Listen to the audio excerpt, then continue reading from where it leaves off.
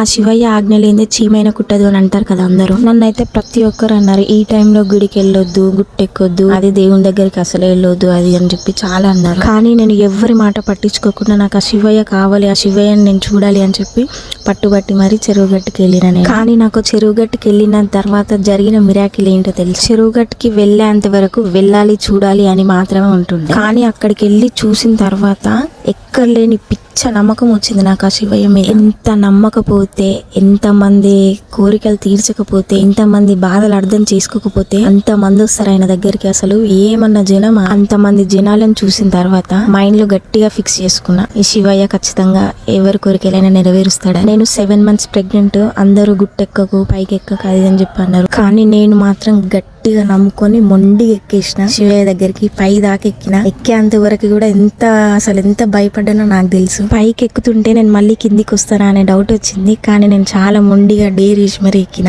పైకి ఎక్కే వీడియోస్ మాత్రం తీసుకోలేకపోయినా, చాలా కష్టంగా ఉండే. నాతో పాటు మా పిల్లలు కూడా ఎక్కినారు పైకి. ఆ శివయ్యకి అయితే నా బాధని, నా కోపాన్ని, నా ఆవేదనని అన్నిటిని చెప్పుకొని అయితే వచ్చిన.